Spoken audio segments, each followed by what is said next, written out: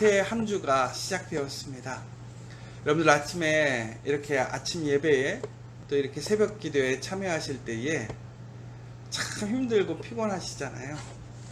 저도 아침에 일어날 때는 참 몸이 무겁고 너무나 조금 더 쉬었으면 좋겠다라는 생각도 가끔씩은 듭니다. 그리고 와서 이렇게 말씀을 준비하고 기도하고 있는 순간에도 그 피곤이 쉽게 가시지 않을 때도 있어요. 그런데 이처럼 이렇게 예배를 시작하고 찬양을 부르면서 또 말씀을 읽으면 이제야 진짜 내 자리에 있구나.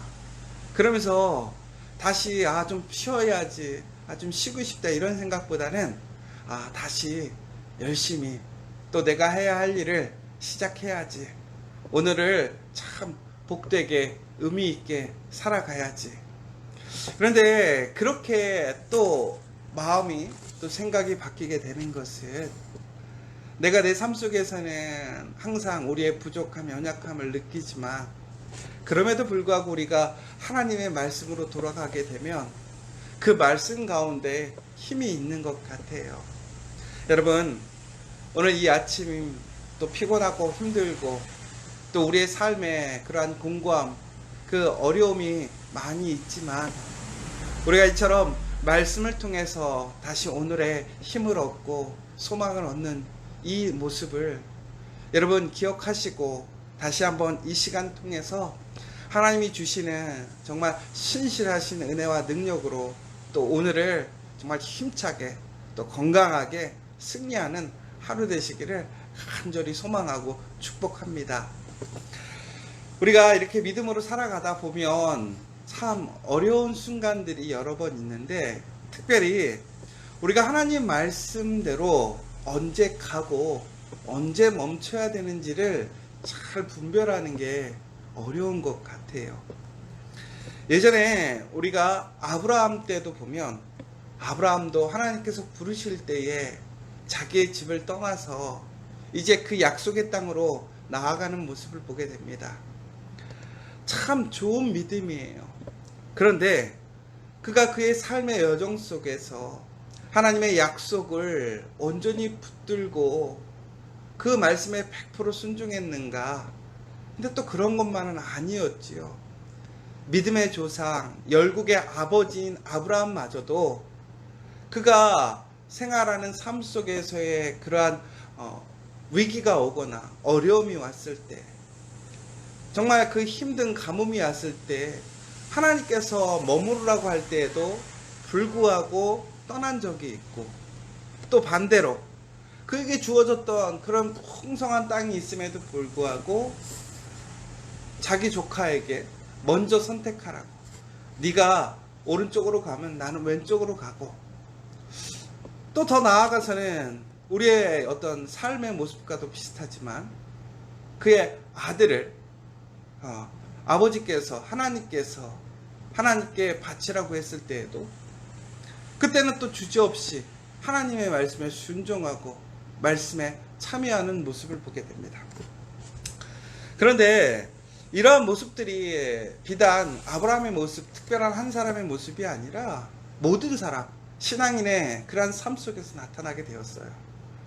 또한 이스라엘 사람들이 출애굽을 한 이후에 광야에서 그들에게 가장 큰 훈련의 그 방법을 보니까 무엇이었느냐면 바로 하나님께서는 낮에는 구름기둥으로 밤에는 불기둥으로 이스라엘 사람들을 하나님의 그 약속의 땅으로 이끌어 가셨고, 또 광야의 40년의 그 방황의 시기에도 하나님께서는 구름기둥과 불기둥으로 결국에는 하나님께서 인도하실 때는 가고, 또 저녁에 불기둥으로 멈추실 때는 그곳에 멈춰서 온전히 하나님의 말씀에 순종하고 하나님 말씀대로 나아가는 그 훈련을 40년 동안 받았던 것을 보게 됩니다.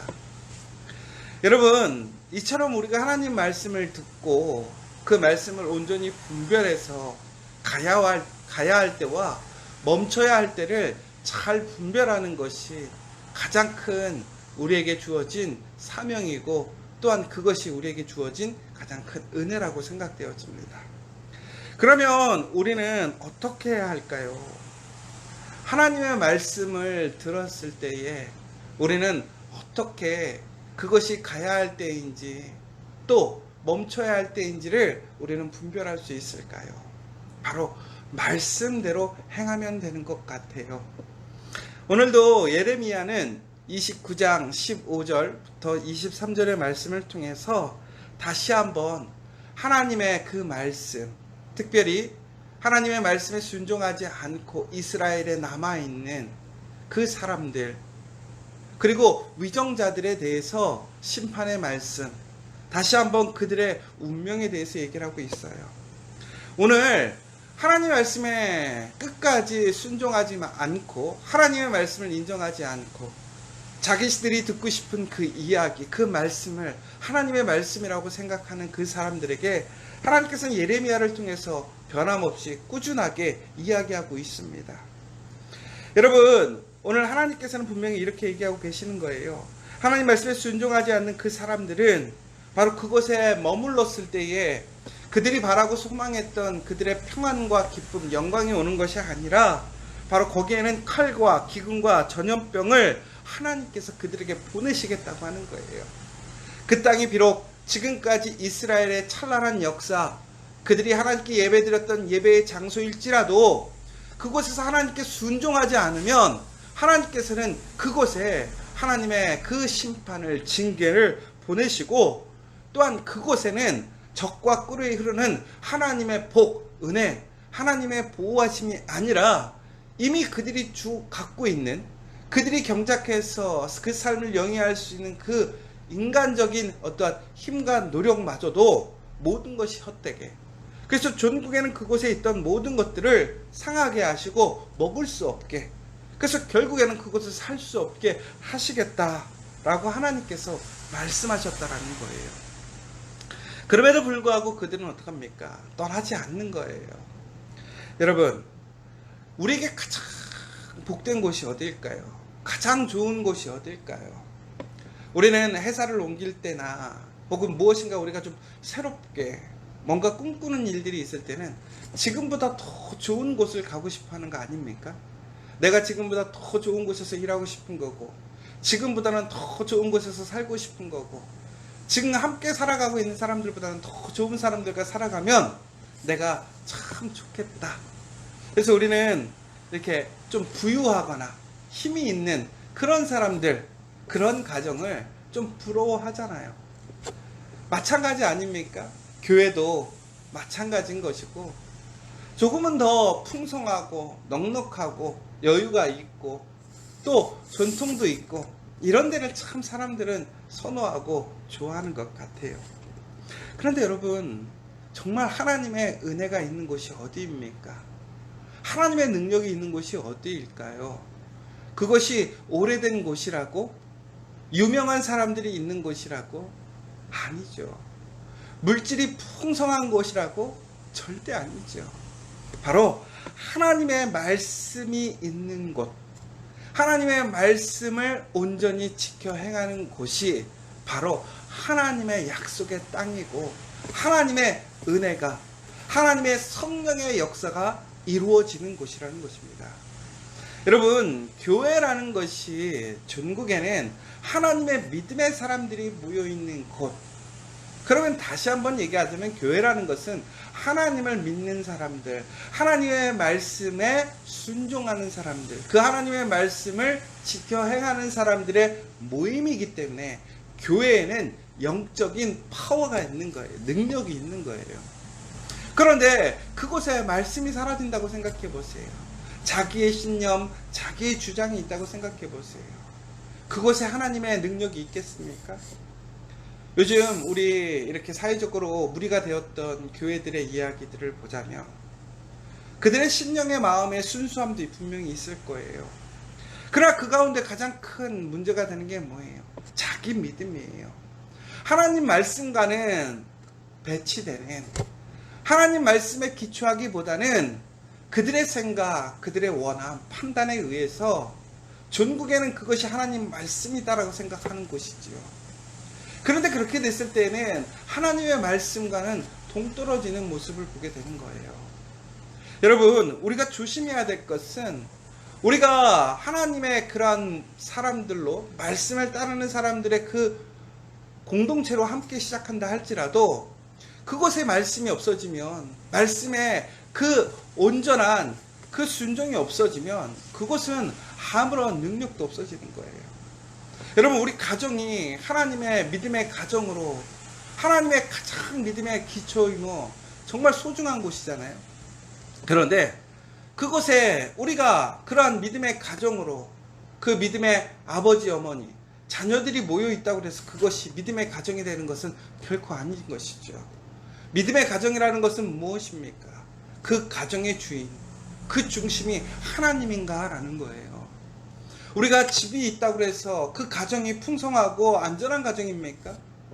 여러분, 그 가정에 좋은 직장을 갖고 있다고 해서 그 가정이 정말 그 다음 미래가 안정되게 보장되어 있는 가정입니까?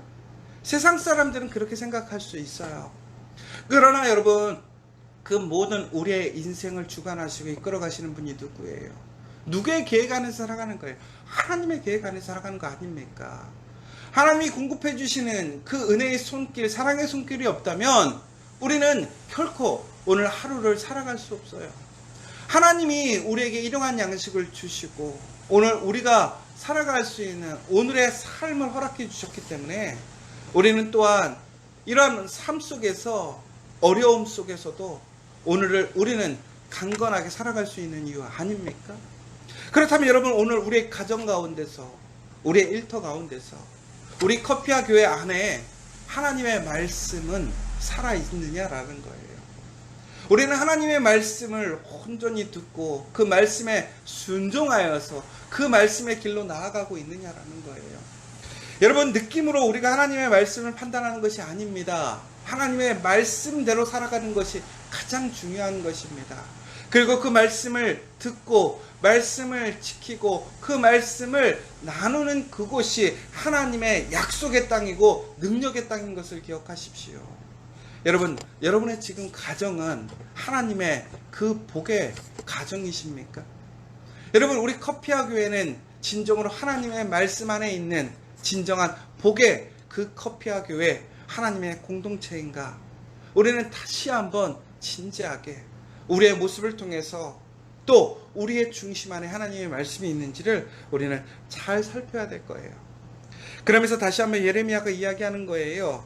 여호와의 말씀을 들으라는 거예요.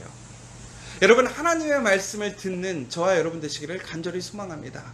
이번 한 주 하나님의 말씀을 통해서 우리가 예배함으로, 또한 우리가 기도할 때에 하나님께서 우리에게 분명히 말씀하십니다. 하나님의 그 말씀을 우리에게 명령하십니다. 바로 그때 우리는 좌로나 우로나 치우치지 않고 오직 그 말씀으로, 정말 그 말씀이 무엇인지를 온전히 알게 되었을 때는 그 말씀을 우리의 지금의 생각과 판단이 아니라 그 말씀대로 나아가는 저와 여러분 되시기를 간절히 소망합니다. 바로 이것이 사는 길입니다. 이것이 소망입니다. 존국에는 바로 하나님 말씀에 순종해서 죽는 것 같고 망한 것 같고 종이 되는 것 같지만 그곳에 간 사람들은 어떻게 되었습니까? 하나님의 은혜로, 하나님의 계획 가운데서 그들은 다시 이스라엘로 회복하게 되고 돌아오게 되는 역사를 보게 되죠. 그러나 끝까지 남아있던 사람들은 어떻게 되었습니까? 어제 우리가 느헤미야서를 보게 되었잖아요. 느헤미야가 어제 그 사촌이, 그 형제가 그 예루살렘에서 돌아와서 그 예루살렘에 남아있던 사람들의 그 비참한 삶에 대해서 이야기를 해주었습니다. 여러분, 여기서 놀라운 사실이 무엇입니까? 하나님의 말씀이 성취되는 거예요. 하나님의 말씀이 온전히 이루어지는 것을 다시 한번 우리는 목격하게 되는 거예요. 하나님의 말씀에 순종해서 지금 내가 너무나 힘들고 어렵고 영광스럽지 못하고 도저히 이제는 길이 없어 보이는 그 망하는 길인 것 같은 그 종이 되는 길로 갔지만 종구에는 어떻게 된 거예요? 그들이 이스라엘로, 그 예루살렘으로 돌아와서 다시 그 예루살렘을 회복시키는, 다시 성전을 재건하는 그 일을 할 수 있는 역사가 일어나게 되었잖아요. 누구 때문에? 하나님의 계획으로, 하나님의 말씀에 성취가 되므로. 그러나 하나님의 말씀에 불순종하고 자기의 의로움으로 자기의 그러한 열심으로 그 자리를 지켰던 사람들은 어떻게 되었습니까? 결국에는 그들은 바벨론 왕 느부갓네살에 다 끌려가서 치욕을 당하고 눈알을 뽑히고, 그들은 정말 하나님의 영광에 참여해서 그 은혜로 그의 삶이 평안함을 유지할 수 있었고, 다음에 하나님의 약속을 나아갈 수 있었음에도 불구하고 그들은 그 모든 기회를 놓쳐버리고 정말 수치와 패망과 이제는 심판으로 머물게 되었고, 또한 그곳에 끝까지 남아있던 사람들은 그 삶이 곤고해져서 정말 너무나 비참한 삶을 살다가 전국에는 돌아오는 그 사람들을 통해서 다시 회복할 수 있는 그 은혜에 참여하게 되는 것이잖아요. 여러분, 우리가 말씀에 순종하고 나아갈 때는 정말 그것이 당장에 우리의 모습에는 유익이 되지 않는 것 같을 때도 있어요. 힘이 되지 않는 것 같을 수도 있어요. 그러나 전국에는 무너졌던 그 이스라엘을 누가 세웠습니까? 바로 하나님 말씀에 순종했던 사람들이 들어오게 되고, 하나님의 말씀으로 그 비전을 보고 준비되었던, 하나님의 말씀을 가슴에 품고 그 3대의 시간을 거치면서도 끝까지 하나님의 말씀에 이루어지는 때를 기다리며 기도했던 그 느헤미야를 통해서 하나님의 역사, 하나님의 회복이 이루어지지 않았습니까? 하나님의 말씀을 가슴에 묻고 그 어린 나이에 하나님께 기도하며 하나님을 의지했던 다니엘을 통해서 하나님의 놀라운 계획과 비전들이 선포되지 않았습니까? 여러분, 하나님의 말씀에 순종하는 사람들을 하나님께서는 사용하시고 그 사람들을 통해서 다시 한번 일으키시는 역사를 보여주셨다는 거예요. 사랑하는 여러분, 하나님의 말씀에 순종하는 것이 가장 큰 복입니다. 하나님의 말씀에 그 말씀대로 나아가는 그 자리가 가장 큰 복된 자리인 것이고 영광의 자리인 것을 기억하시기 바랍니다. 여러분, 하나님께서 모든 것을 알고 계셨다라는 거예요. 그러므로 23절에 보면 이렇게 얘기하고 계십니다. 이는 그들이 이스라엘 중에서 어리석게 행하여 그 이웃의 아내와 간음하며 내가 그들에게 명령하지 아니한 거짓을 내 이름으로 말함이라. 나는 알고 있는 자로서 증인이니라. 여호와의 말씀이니라 하시니라. 하나님의 말씀은 분명히 성취되어지고 이루어집니다. 하나님의 말씀대로 그 모든 것들이 이루어지고 진행되게 되어 있습니다. 그러나 하나님께서는 그 모든 과정들을 알고 계시도록 것이요. 그리고 그 일을, 그 말씀에 순종하는 사람들을 하나님은 보시고 또한 증인으로 하나님께서는 그 사람들을 구별하시겠다는 거예요. 여러분, 하나님 말씀에 순종하는 자들을 하나님이 보고 계세요. 하나님이 증인으로 그들에게 하나님의 그 선하신 손길을 허락하신다라는 거예요. 여러분, 그 하나님 앞에서 그 말씀을 지키는, 그 순종하는 그 증인들이 되시기를 간절히 소망합니다. 바로 그 사람에게 하나님의 선한 계획, 하나님의 놀라운 은혜가 있음을 기억하시고 오늘 이 하루를 다시 시작함에 있어서, 이 한 주를 다시 시작함에 있어서 하나님의 말씀을 붙들고 그 말씀대로 행하고, 무엇보다 정말 이 어려운 시기에 자로나 우러나 우리의 생각, 우리의 고민으로 나아가는 것이 아니라 하나님 말씀으로 나아가서 승리하는 저와 여러분, 하나님이 주시는 그 평안을 누리는, 하나님이 주시는 그 회복을 경험하는 저와 여러분 되시기를 간절히 소망합니다.